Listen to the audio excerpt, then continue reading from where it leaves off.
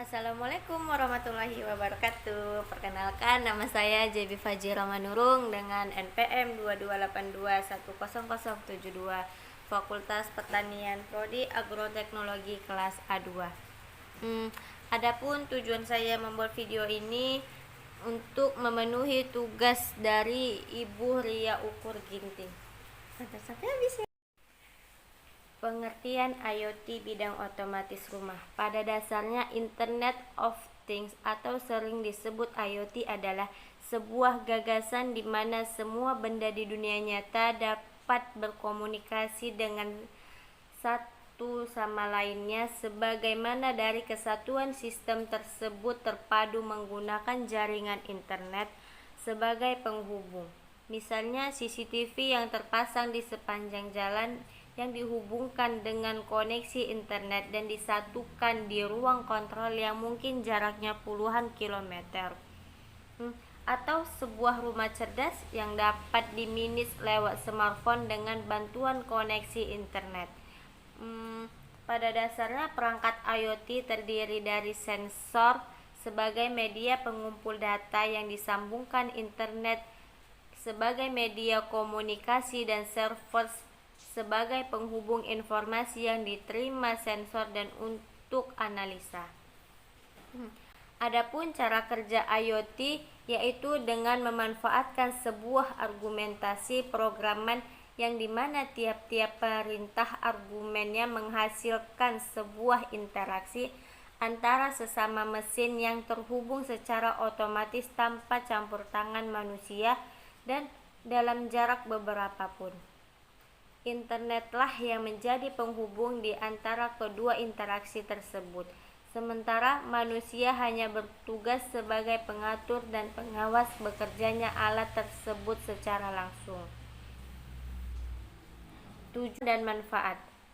Dalam penyusunan penelitian mempunyai tujuan dan manfaat menjadi referensi dalam pengembangan penelitian pada tahap sistem yang lebih baik dan memberi pengetahuan lebih terkait konsep implementasi IoT bidang otomatis rumah. Adapun contoh sistem operasi IoT, tidak seperti perangkat komputer rumah, laptop atau mobil device seperti smartphone. Perangkat IoT memerlukan sistem operasi khusus yang ringan dan bisa berjalan di resort yang kecil. Sistem operasi pada perangkat IoT sering disebut dengan embedded operating system atau embedded software. Jenis dari sistem operasi yang digunakan dalam embedded device triple real-time operating system disebut RTOS karena sistem operasi ini bekerja secara real-time, menerima data, memproses dan menghasilkan keluaran secara real-time. Gambaran mudahnya RTOS pada Smart TV, dia menerima signal mendekode dan menampilkan di layar secara terus-menerus. Berikut 8 sistem operasi IoT yang terpopuler saat ini. Kelebihan menggunakan perangkat IoT. 1. Data semakin banyak informasi yang diperoleh, semakin mudah untuk menentukan tindakan yang tepat berdasar data yang ada. Dengan bantuan komputer dan algoritma, program kita tidak perlu mengecek data dan mensortir satu persatu. Biarkan mesin yang melakukannya sesuai algoritma yang kita inginkan. Selain cepat, juga sangat akurat. 2.